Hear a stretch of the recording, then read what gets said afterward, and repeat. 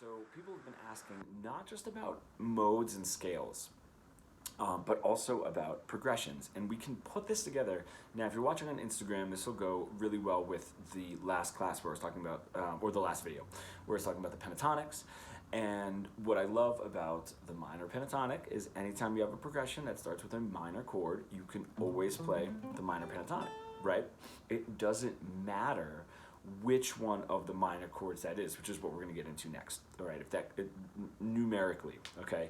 And same with the major. Anytime you have a progression with starting with a major chord, you can always use the major pentatonic. Now, this, let me see if I have it. Oh, I do.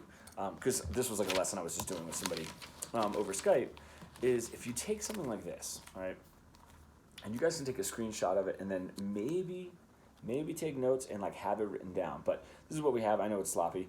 I read sloppy, but if you take the major scale, right, in any key, we're just going to do A just because it's on the 5th fret. But 1, 2, 3, 4, 5, 6, 7. There's 7 notes, and then it starts over. 1, 2, 3, 4, 5, 6, 7, and then it starts over. Okay, so technically in any key there's 7 notes. What I love about the pentatonic, and this is what I was talking about in the last class, is it takes away the definitive notes of what scale, what mode, or what major chord that it corresponds to, or minor chord that it corresponds to. If that's over your head, this is what I'm talking about.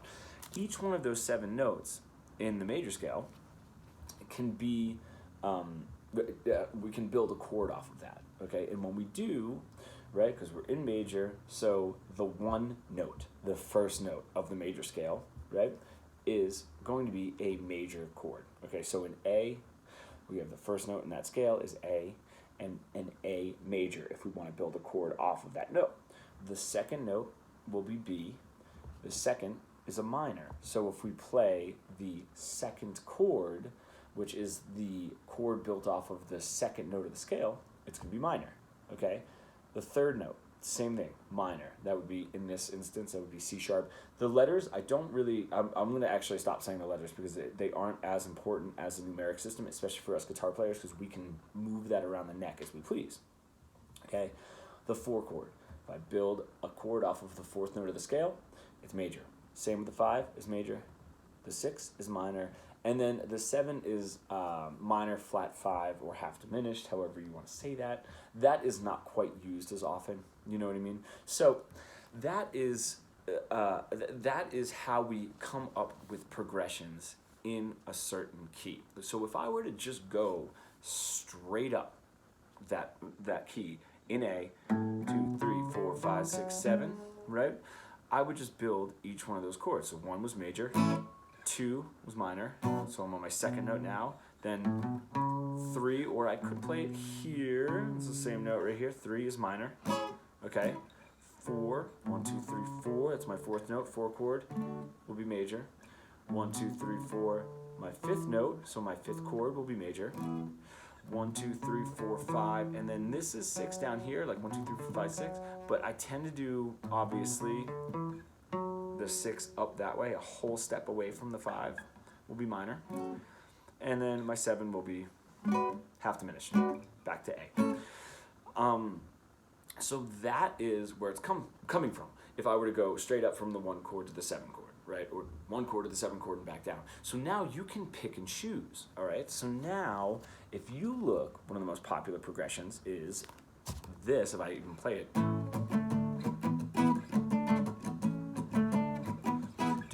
Whatever, you know, however, whatever the song is, right? And that is a 1, 4, 5 in whatever order, okay? And if you look, the 1 chord, the 4 chord, and the 5 chord are all major. So in that key, there are 3 major chords, and they're always a 1 or a 4 or a 5. Okay, so that's why that progression is so popular.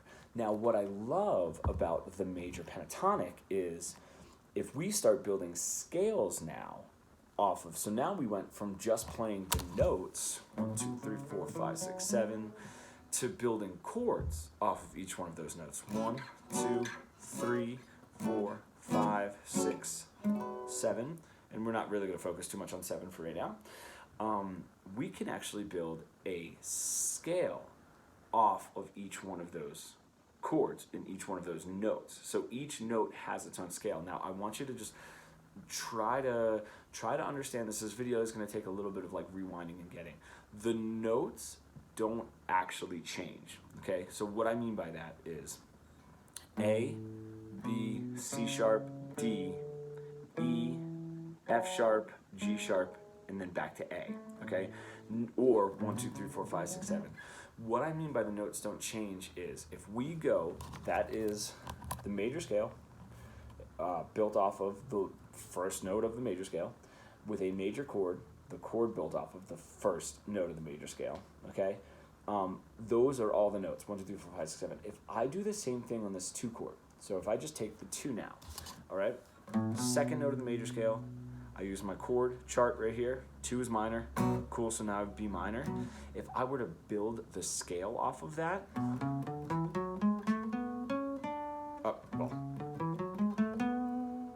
I playing that right? Yeah. Would be Dorian. Okay, that's the name of the scale. The notes didn't change. And what I mean by the notes didn't change is A, B, C sharp, D, E, F sharp, G, A. Those are still the same notes. All we're doing is starting those notes on B. B, C sharp, D, E, F sharp, G sharp, A, and then back to B. So we're starting and ending on B. I really hope that makes sense. The reason I want that to sink in is because each scale, we have our major scale, each scale here, every one of the modes, all you're actually doing is playing all 7 notes up and down, you know what I mean? Because there's obviously more than 7 in the case of you're playing those 7 notes again and again.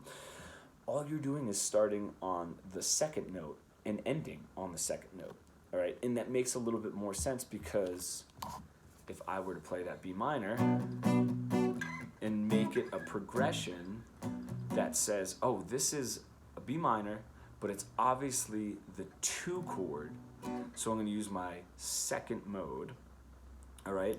All we're doing is saying, oh, well, it's in this key, right? This key of A major, but since we're playing a B minor first, right, that means that we're going to start our scale on B and end on B, okay? I hope that that makes sense. Note-wise, the notes on each one of those modes don't change as far as, you know, A, B, C sharp, D, E, F sharp, G sharp, and A.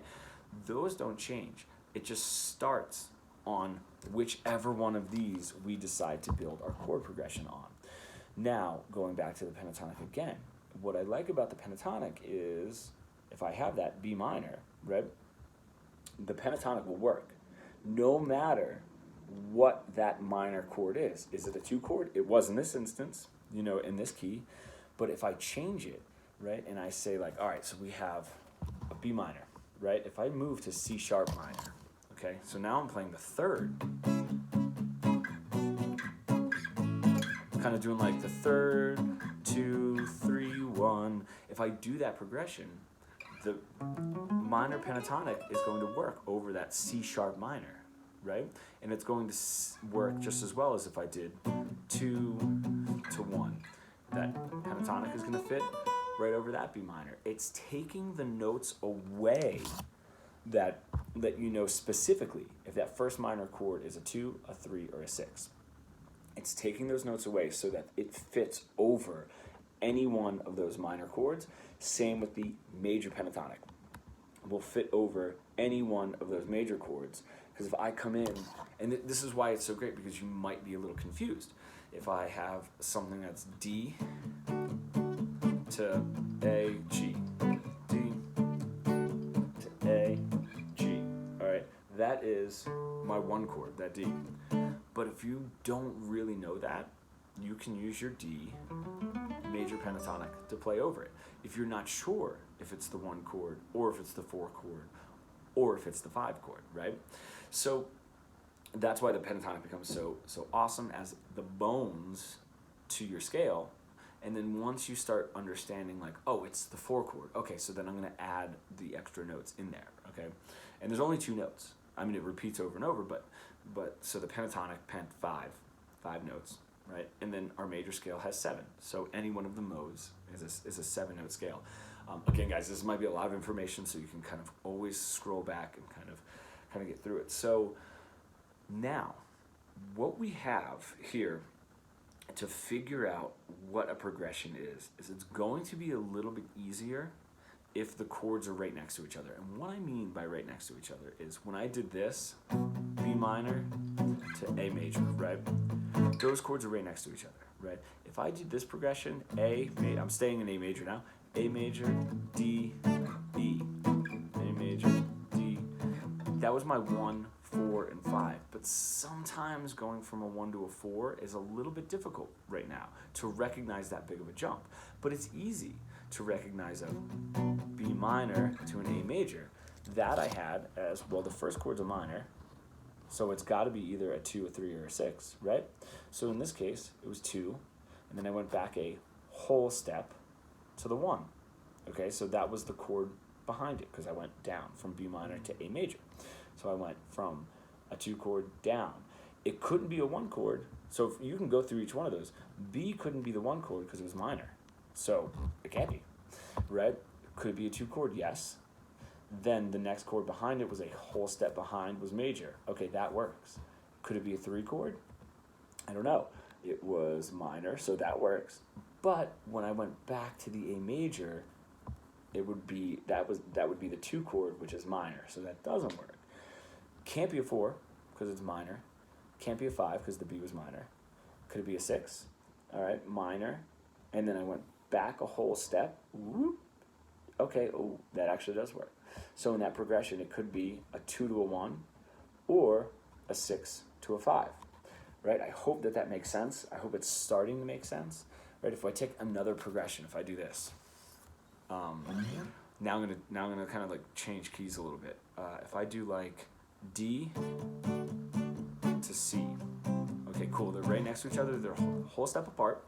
So let's see. It's major. It's my 1. All right.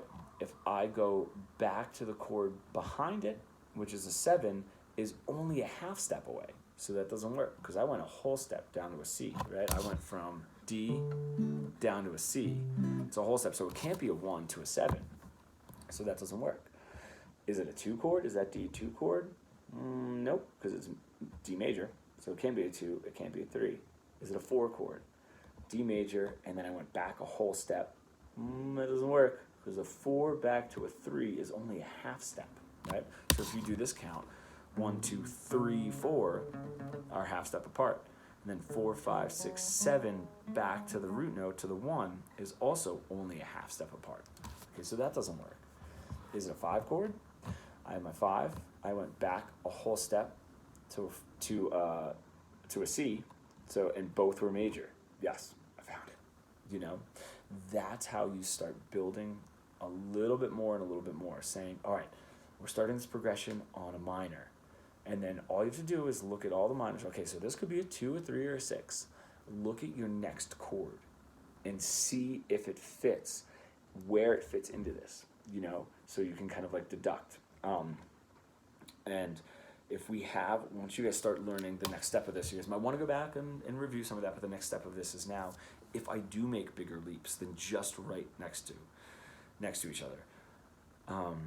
If I do something, let's do, let's see. Yeah, I could do this, okay? If I did like a B minor to an E minor.